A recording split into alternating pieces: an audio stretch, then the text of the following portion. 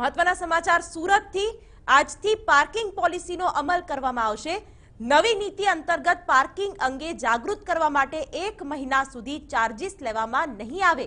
આ પોલિસીની જવાબદારી આસિસ્ટન્ટ કમિશનરને સોંપવામાં આવી છે। તો પાર્કિંગની કામગીરીનો અમલ કરવા 15 માર્શલ અને 1 અધિકારી સ્થળ પર હાજર રહેશે। પોલીસ દરેક ઝોનમાં ઓન સ્ટ્રીટ અને ઓફ સ્ટ્રીટ પાર્કિંગ જાહેર કરશે। નોંધનીય છે કે રાજ્યમાં સુરત મ્યુનિસિપલ કોર્પોરેશને સૌ પ્રથમવાર આ પાર્કિંગ પોલિસી બનાવી છે, જે પોલિસીને ગત મહિને રાજ્ય સરકારે મંજૂરી આપી હતી।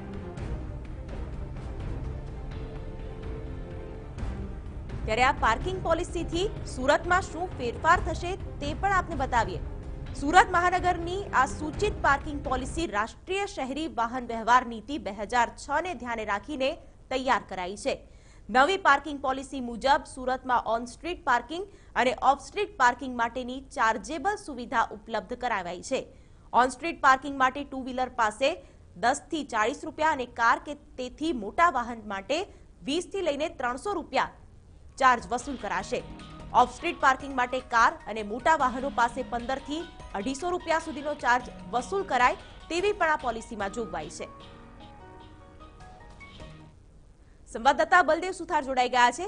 બલદેવ, સુરતમાં પાર્કિંગની જે સમસ્યા છે તે તમામ માટે માથાનો દુખાવો રહી છે, ત્યારે આ નવી પાર્કિંગ પોલિસી જેનાથી અલગ અલગ બદલાવ પણ થવાની શક્યતાઓ તંત્ર જોઈ રહ્યું છે, પરંતુ શું લાગી રહ્યું છે સુરતવાસીઓ આ પાર્કિંગ પોલિસીને કેટલો રિસ્પોન્સ આપશે?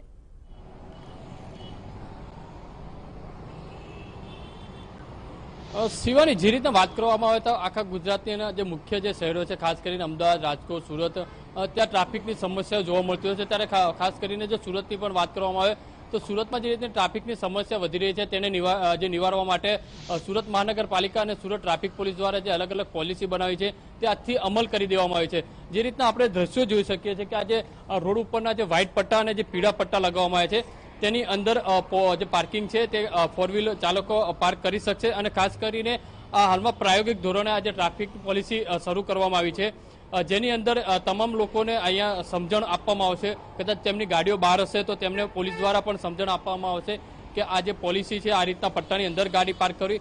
1 મહિના બાદ જ પછી જે કાયદાકીય જે રીતની કાર્યવાહી અથવા તો જે દંડની હશે તે વસૂલવામાં આવશે। આપણી સાથે ટ્રાફિક એસીપી સાહેબ છે, તેમની સાથે વાત કરીશું અને હકીકત જાણીશું। સાહેબ, આજે ટ્રાફિક પોલિસી જે બહાર પાડવામાં આવી છે તો કઈ પોલિસી કઈ રીતની છે, આખો તેના નિયમો કઈ રીતના છે અને કઈ રીતના અમલીકરણ કરવામાં આવશે? આ જે પાર્કિંગ પોલિસી છે એ સુરત મહાનગરપાલિકા દ્વારા પ્રસિદ્ધ કરવામાં આવી છે અને એનું અમલીકરણ પણ સુરત મહાનગરપાલિકાના સ્ટાફ દ્વારા જ કરવામાં આવનાર છે।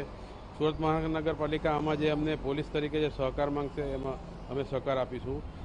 શહેરના 7 ઝોનમાં અલગ અલગ બે જગ્યા એવી સિલેક્ટ કરવામાં આવી છે જે એવી જગ્યાઓ છે કે જ્યાં ટ્રાફિકનું ભારણ છે, સુચારુ ટ્રાફિક વ્યવસ્થા ચાલી રહે, એમ્બ્યુલન્સ અને અગત્યની સેવાઓને અડચણના રૂપે સામાન્ય નાગરિક પણ એક ડેસ્ટિનેશનથી બીજી ડેસ્ટિનેશન સરળતાથી પહોંચે એવા ઉમદા હેતુથી આ પોલિસી જાહેર કરી છે। અને આ પોલિસી અંતર્ગત 1 મહિના સુધી કોર્પોરેશનનો સ્ટાફ સતત તેનો અભ્યાસ કરશે અને એમાં કોઈ રજૂઆતો આવશે તે કોર્પોરેશન દ્વારા એમાં ધ્યાનમાં લેવામાં આવશે અને ત્યાર પછી એનું અમલીકરણ કરવામાં આવશે। ખાસ કરીને જો દંડની પ્રક્રિયાની જો વાત કરવામાં આવે તો કદાચ આ પીળા પટ્ટા તો વ્હાઇટ પટ્ટાની બહાર જો ગાડીઓ પાર્ક કરવામાં આવશે તો તેની સામે મહિના પૂરતા દંડ વસૂલાશે કે નહીં, કે તેને કઈ રીતની સમજણ આપવામાં આવશે? કોર્પોરેશન દ્વારા આ અંગે પે એન્ડ પાર્કમાં કોઈ દંડ કાર્યવાહી કરવામાં આવનાર નથી। પોલીસની જે જનરલ પાર્કિંગ છે એમાં જો નો પાર્કિંગમાં વાહનો પાર્ક કરવામાં આવશે તો એમાં પોલીસ જે કાયદા અનુસાર કાર્યવાહી કરશે। જે એસીપી કહી રહ્યા છે તે પ્રમાણે વાત કરવામાં આવે છે કે અલગ અલગ જે 7 ઝોન છે તેના જે 14 રોડ છે તો 14 રોડને સિલેક્ટ કરવામાં આવ્યા છે અને 14 રોડ ઉપર હાલમાં પ્રાયોગિક ધોરણે જે કામગીરી કરવામાં આવી રહી છે અને જે આજથી અમલ કરવામાં આવી રહ્યો છે, જેમાં લોકો જે ગાડી પાર્ક કરશે અથવા તો કોઈ ગાડી પાર્ક અલગ રીતે કરશે તો તેને સમજણ ઉપર આપવા આવશે। મહિના પછી જે કાયદાકીય છે અથવા તે દંડની પ્રક્રિયા છે તે વસૂલવામાં આવશે। શિવાની, બિલકુલ બલદેવ, અપડેટ માટે આભાર। તો અત્યારે સુરત એ પહેલું શહેર બન્યું છે કે જ્યાં આ પ્રકારની પાર્કિંગ પોલિસી અમલી બની છે। જો કે લોકોને જાગૃત કરવામાં આવશે અને કઈ રીતે ઓન સ્ટ્રીટ અને ઓફ સ્ટ્રીટ પાર્કિંગ કરવામાં આવશે અને કેટલા ચાર્જ વસૂલવામાં આવશે તે વિશે પણ લોકોને માહિતગાર કરવામાં આવશે।